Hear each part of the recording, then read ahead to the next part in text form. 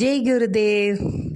நாம் இன்னைக்கும் மீண்டும் அஷ்டாவக்ர கீதையோட தொடர்ச்சியை தான் நம்ம பார்க்க போகிறோம். அதாவது நீங்கள் செய்பவர் அல்ல என்ற அத்தியாயத்தின் தொடர்ச்சி. இந்த அத்தியாயம் இந்த பதிவோடு நிறைவு பெறுகிறது. நீங்கள் செய்பவர் அல்ல என்ற பகுதியின் நிறைவு பகுதி இது. சரியா? சரி, போன இதில் என்ன சொல்லியிருந்தேன், நான் செய்பவன் என்னும் பாவம் எப்படி நம்மளை தொடர்ந்து வருகிறது என்பதை பற்றி போன அத்தியாயத்தோடு முடிச்சிருந்தேன். அது இந்த அத்தியாயத்தில் நம்ம பார்க்குறதுக்கு முன்னாடி எப்பவும் போல் கண்களை மூடிக்கொண்டு ஒரு 3 முறை ஓம்காரம்.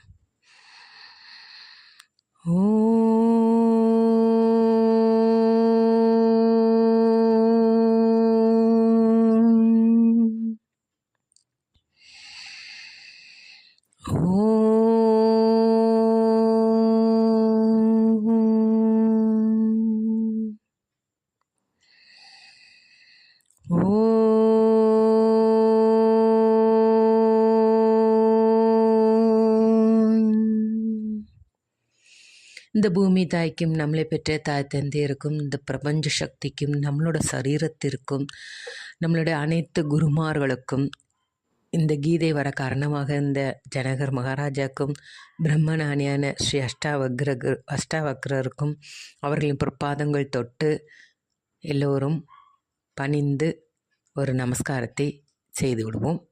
மனதார நன்றியும் கூறுங்கள். அவர்களின் ஒரு உரையாடல் நம்மளுடைய வாழ்க்கையை எந்த அளவுக்கு மாற்றுகிறது, நம் எண்ணங்களுக்கு எவ்வளவாக வழிவகுக்கிறது என்பதை நாம் இந்த கீதையின் மூலம் கற்றுக்கொள்கிறோம். சரி, கீதையின் தொடர்ச்சி. நான் செய்பவன் என்னும் பாவம் எப்படி வருகிறது? அதற்கு ஒரு சின்ன அழகான உதாரணம். ஒரு இடத்துல நடந்து போகிறீங்க. அந்த இடத்துல நடந்து போகும்போது உங்கள் கால்களை ஒரு கரிய நாகம் தீண்டு விடுகிறது. உடனே நமக்கு என்ன ஏற்படுகிறது? அதனுடைய விஷம் நம் உடல் முழுக ஊடுருவி பாய்கிறது அல்லவா?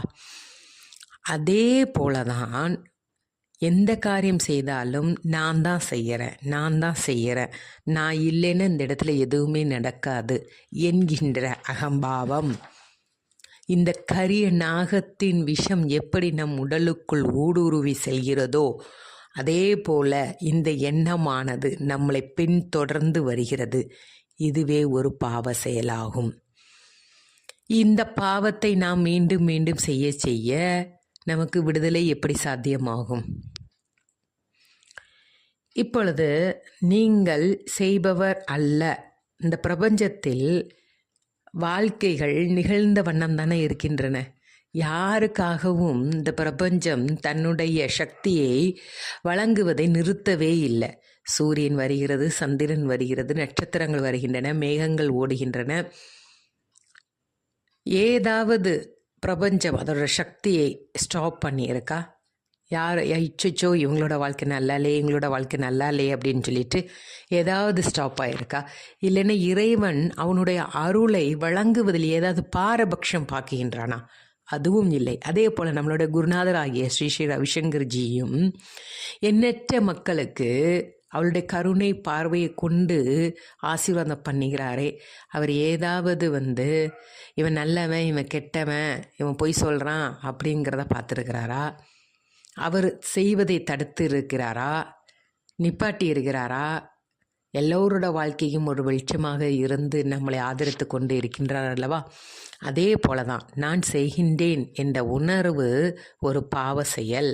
அந்த பாவத்தை தொடர நாம் விருப்பம் இருக்கணுமா வேண்டாமாங்கிறத நாம தான் அதை புரிஞ்சு நடந்துக்கணும். அப்போ நமக்கு கரிய நாகத்தோட விஷப்பாம்பு நம் உடலுக்குள் வரக்கூடாது என்றால் நாம் செய்பவன் என்ற உணர்வும் நம் உடலுக்குள் போகக்கூடாது. எப்படி அந்த கரிய நாகத்தின் விஷத்தை நாம் சிகிச்சை பண்ணி எடுத்து விடுகிறோமோ அதே போல் தியானம் என்ற உணர்வோடு நாம் பயணிக்கும் போது, விழிப்புணர்வோடு நாம் இருக்கும்போது இந்த செய்பவன் அல்ல என்ற பாவமும் நம்மளை பின்தொடராது. நம் உடல் ஆரோக்கியமாக இருக்கும். சரி, நான் இந்த பிரபஞ்சத்தில் உள்ள நிகழக்கூடிய காரியங்கள் நிறைய நம்ம பேசியாச்சு. ஏன்னா இது நடக்கும், இன்றைக்கி இருந்தவன் நாளைக்கு இல்லை, அது மாதிரி இன்றைக்கி பேசுகிறவன் நாளைக்கு அதேமாரி பேசுவானாங்கிறது கிடையாது அப்படின்னு எக்ஸட்ரா எக்ஸட்ரா. வாழ்க்கை அதனுடைய வேகத்தை கொண்டு ஓடிக்கொண்டே இருக்கிறது, நாமளும் ஓடிக்கொண்டே இருக்கின்றோம்.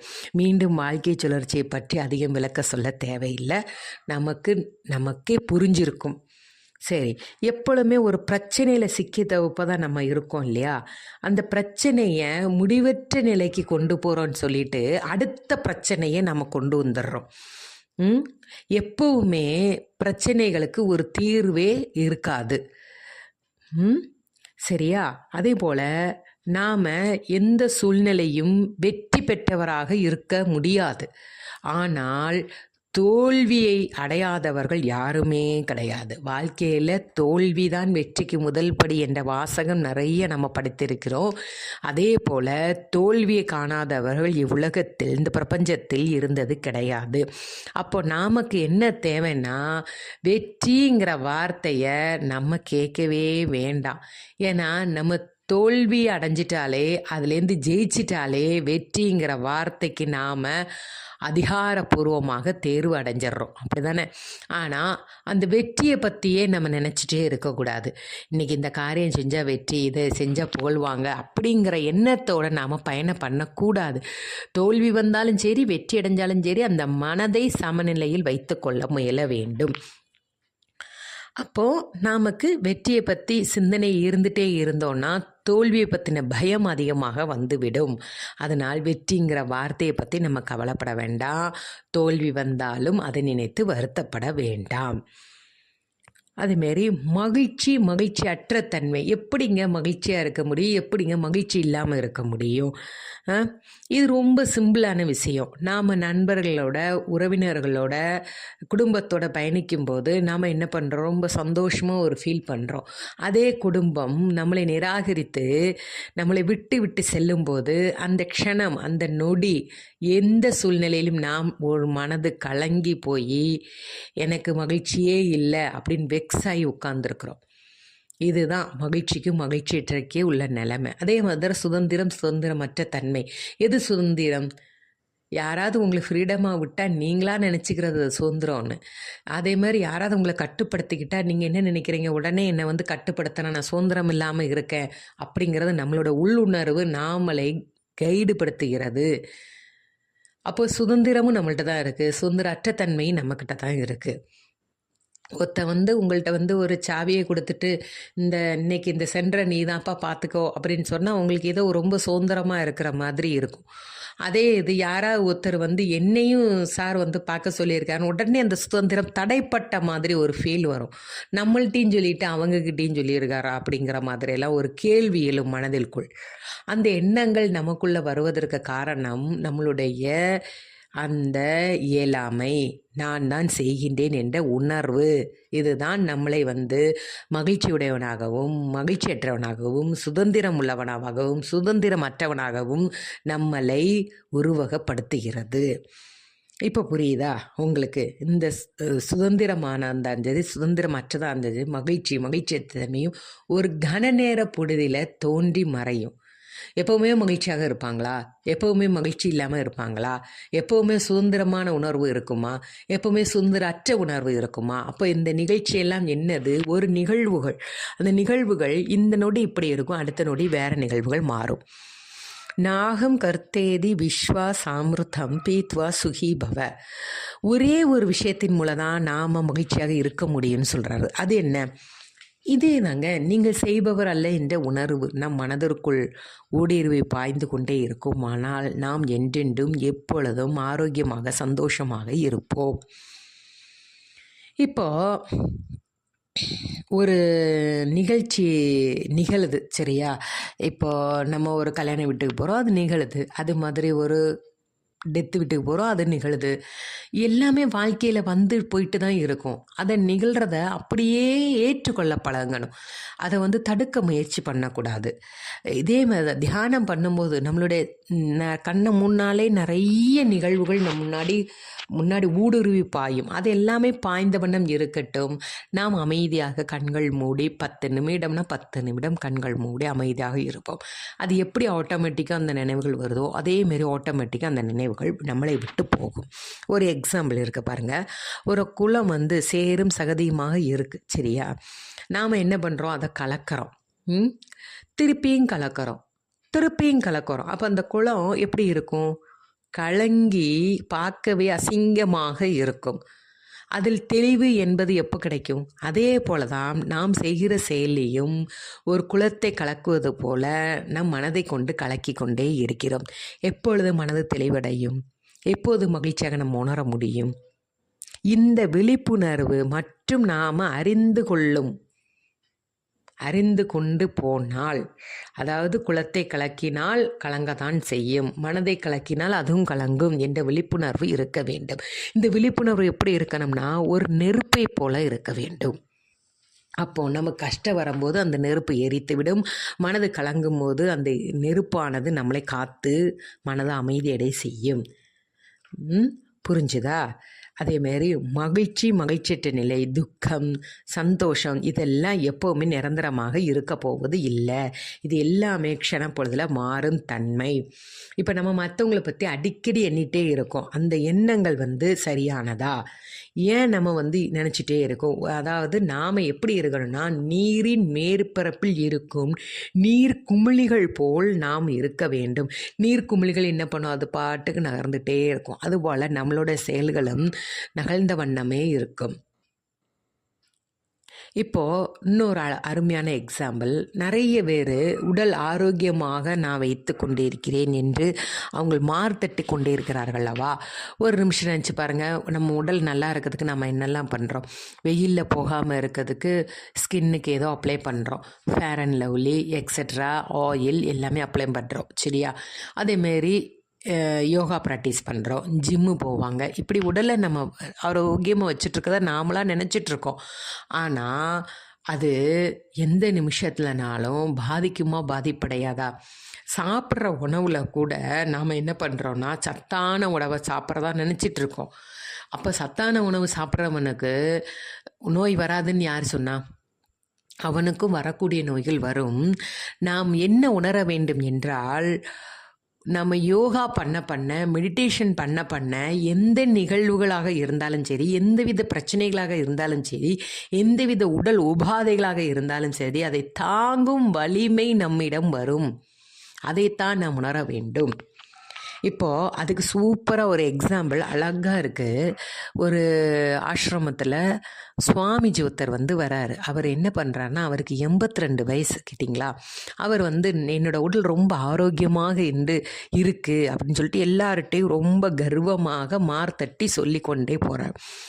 சரி இருக்கட்டும், உங்களை 82 வயசுலேயே நீங்கள் நல்லா இருக்கீங்க, சந்தோஷம் அப்படின்னு சொல்லிட்டு எல்லாருமே அவரை இது பண்ணி வரவேற்று சாப்பாடை கொடுத்து அவர் வந்து ஓய்வு அறையில் வச்சாச்சு.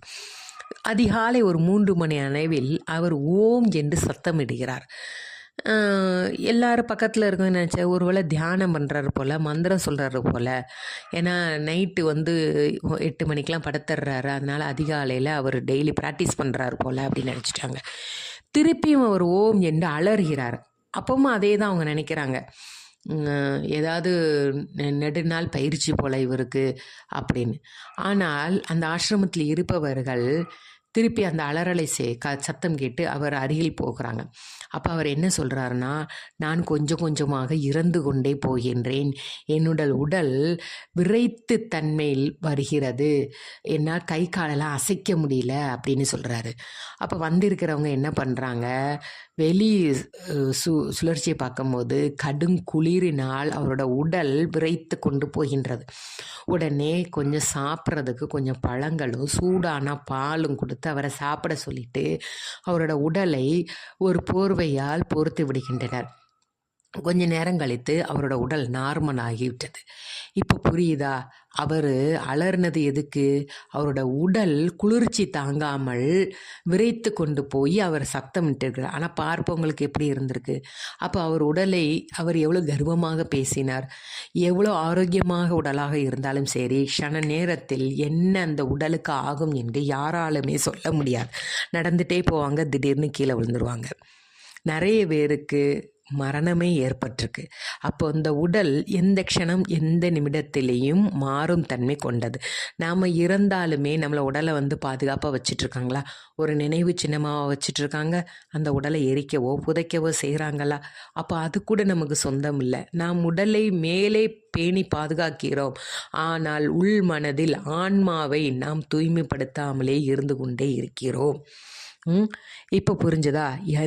இந்த உடலில் முழு உயிர் சக்தியும் பகவான் நமக்கு படைத்திருக்கிறார். ஆனாலும் இந்த உடல் நமக்கு சொந்தமானது அல்ல. இதில் உடுத்தப்படும் உடை கூட நம்ம இறுதிச் சடங்கு வரை தான் வருமே தவிர அதற்கப்புறம் அதை கூட உருவி தான் விடுவார்கள். அப்போ இதில் ஆரோக்கியமற்ற உணவு, ஆரோக்கியம் இல்லாத உணவுன்னு எதை சொல்லுவீங்க? இன்னொரு எக்ஸாம்பிள் கூட அழகாக இருக்குது. ஒரு நகர மக்களை பார்த்துருக்கீங்க, அதே கிராம மக்களை பார்த்துருக்கீங்க. நகர மக்கள் எப்படி ஃபாஸ்ட் ஃபுட் லைஃபாக வாழ்ந்துட்டுருக்காங்க. அதே இது கிராம மக்கள் தானியங்கள் குறைவாக எடுத்து அவர்கள் ஆரோக்கியமான உணவை உட்கொண்டு வருவாங்க. பார்த்துருக்கீங்களா? கிராமவாசி போல் வேலை செய்யவே முடியாது. இயற்கையிலே அவர்கள் ரொம்ப வலிமையானவர்களாக இயற்கை உணவுகள் மட்டுமே அவங்க சாப்பிடுவாங்க. அதுக்கு கூட ஒரு எக்ஸாம்பிள் அழகாக இருக்குது. அதாவது ஒரு போட்டி வச்சாங்க. அதில் என்னென்னா, ஒரு குண்டின் மீது சைக்கிளில் ஏறி இறங்கணும், சரியா? அதில் ஜிம் பாடி, யோகா பாடி அப்படிங்கிறவங்க எல்லாருமே கலந்து கொண்டாங்க. அதில் ஒரு கிராமத்துவாசியும் கலந்து கொண்டான். எல்லாருமே தயாராகிடுச்சு. அவங்க பாதுகாப்பான உபகரணங்கள்லாம் கொடுத்துருக்காங்க. என்னது? சைக்கிளில் பாதுகாப்பாக கீழே விழுந்தாலும் அந்த இதுக்கெல்லாம் கொடுத்துருக்காங்க உபகரணம். கொஞ்சம் தூரம் போட்டி ஸ்டார்ட் பண்ணியாச்சு. கிராமத்துவாசி எண்ணி ஒரு 10 செகண்ட்லேயே போயிட்டு ரிட்டன் வந்தாப்புல. ஆனால் அதே நகரவாசிகளும் இந்த ஜிம் பாடி எல்லாருமே என்ன பண்ணாங்க, மெதுவாக அப்போ தான் போகிறாங்க மேலே. அதுக்குள்ளேயே அவர் கீழே இறங்கியாச்சு. அந்த போட்டியாளர் உடனே போட்டியை வென்றது யார்? கிராமவாசிங்கிறது எல்லாருக்குமே தெரிஞ்சாச்சு. கிராமவாசி வெற்றி பெற்றாச்சு. அதையே அவர் அவங்களுக்கு பயிற்சியாளராக அந்த கிராமவாசியை நியமித்து விடுகிறார். இப்போது இதில் சொல்லுங்கள், எதில் நம்ம ஆரோக்கியமாக சாப்பிட்ருக்கோம், எதில் ஆரோக்கியமாக சாப்பிடல? இப்போ எது நிதர்சனம், எது உண்மை? டெய்லி நாம் சத்தான உணவை சாப்பிட்டுட்டே இருக்கோம், நம்ம உடலுக்கு எதுவுமே ஆகாதுன்னு நம்ம ஒரு கற்பனை உலகத்தில் வாழ்ந்து கொண்டே இருக்கிறோம். ஆனால் எது உண்மையான வெளிப்பாடு, எது பலம்? வருத்தப்பட்டே கொண்டு இருந்தால் நம்ம உடல் மனசு வருத்தப்படும், உடல் குன்றி போகும், திருப்பி ப்ரெஷர், சுகர் எல்லாம் அதிகமாகும். அப்போது எல்லாமே ஒரு நிகழ்வு தான். இந்த நிகழ்வுகள் மாறும் தன்மை கொண்டது அப்படிங்கிற உணர்வோடு நம்ம பயணம் பண்ணோன்னா நம்ம மகிழ்ச்சியாக இருக்கலாம், நம்ம உடல் ஆரோக்கியமாக இருக்கும். அப்போ எல்லாமே சூழ்நிலை காரணமாக தான் இந்த மகிழ்ச்சி, துக்கம் எல்லாமே வருது. இனி இதெல்லாம் குறித்து நீங்கள் கவலைப்படுவீங்களா? அப்படி ஏதாவது இருக்கா? சுகீபவ இது ஒரு கட்டளை மட்டுமல்ல, ஒரு ஆசீர்வாதம், ஒரு வரமும் கூட. சுகீபவன்னா அவ்வளோ ஒரு சந்தோஷமான, நீ நல்லா இரு அப்படின்னு சொல்கிற மாதிரி தான். அப்போ இந்த நல்லா இருன்னு சொல்கிற வார்த்தை எப்படி ஒரு வரம். உங்களுக்கு ஒன்று தெரியுமா? எங்கிட்ட வர மக்கள் அதாவது நம்ம குருஜிக்கிட்ட, எங்கிட்ட இல்லை, குருஜிக்கிட்ட வர மக்கள் என்ன பண்ணுவாங்கன்னா, இது நடக்குமா, இது நடக்காதா, இது சக்ஸஸ்ஃபுல் ஆகுமா, சக்ஸஸ்ஃபுல் ஆகாதா, இந்த லாட்டரியில் பணம் விழுமா விழாதா இப்படின்னு கேட்குறாங்கல்ல. குருஜி என்ன சொல்லுவார்? ஆகட்டும் அப்படின்னு தான் சொல்லுவார். எதையுமே ஆப்போசிட்டாக பேச மாட்டார். ஞானிகள் என்றுமே இல்லை என்று வார்த்தையை சொல்கிறதே கிடையாது. நம்ம ஒருத்தர்கிட்ட இல்லைன்னு சொல்லாமல் ஆமான்னு சொல்லி பாருங்க, அந்த வார்த்தைக்கு ரொம்ப சக்தி அதிகம். அந்த நமக்கு தெரியும் அவன் இந்த வகுப்பில் தோல்வி தான் அடைவான்னு தெரியும். இருந்தாலும் அவங்ககிட்ட உடனே இல்லைன்னு சொல்லக்கூடாது, நீ தேர்ச்சி பெற மாட்டேன்னு சொல்லக்கூடாது, கொஞ்சம் முயற்சி பண்ணு சரியாயிரும் அப்படிங்கிற வார்த்தை சொல்லணும். என்றைக்குமே ஆமாம். வீட்டில் கூட நம்ம உபயோகப்படுத்தும் உபகரணங்கள், அதாவது மளிகை சாமான்கள் எதுவாக தீர்ந்து போகும் நிலைமையில் இருந்தால் கூட வீட்டில் இல்லை என்று வாசகம் சொல்லாதீங்க. இல்லையோட ஆமாங்கிற வேர்டுக்கு ரொம்ப பவர்ஃபுல், ரொம்ப அதிகம். இப்போது இதுலேருந்து உங்களுக்கு நல்லா புரிஞ்சிருக்கும். நம்ம இல்லைன்னு சொன்னால் என்ன நடக்குது, ஆமான்னு சொல்லும் போது நம்மளுக்கு என்ன மகிழ்ச்சி ஏற்படுகின்றது. இதே தான் ஞானியர்கள் நமக்கு ரொம்ப எக்ஸாம்பிள் அழகாக சூப்பராக நமக்கு சொல்லி நம்மளோட வாழ்க்கையை உயர்த்தி கொண்டே நம்மளோட தரத்தையும் நம்மளையும் செதுக்கி கொண்டே இருக்கிறாங்க. இந்த விழிப்புணர்வு நம்மள்ட எப்போவுமே இருக்கணும். அதாவது வீதி சோகக சுகி பவ, வருத்தமோ துக்கமோ இல்லாமல் மகிழ்ச்சியாக இருங்கள், எதையும் மனதில் போட்டு குழப்பிக்கொண்டே இருக்க வேண்டாம் என்று இந்த அத்தியாயம் இதை சொல்லி நிறைவு பெறுகிறது. அனைவரும் சுகி பவ, சுகினோ பவந்து, லோகா சமஸ்தா சுகினோ பவந்து, லோகா சமஸ்தா சுகினோ பவந்து, லோகா சமஸ்தா சுகினோ பவந்து. ஓம் சாந்தி சாந்தி சாந்தி. ஜெய் குருதேவ். நன்றி, வணக்கம்.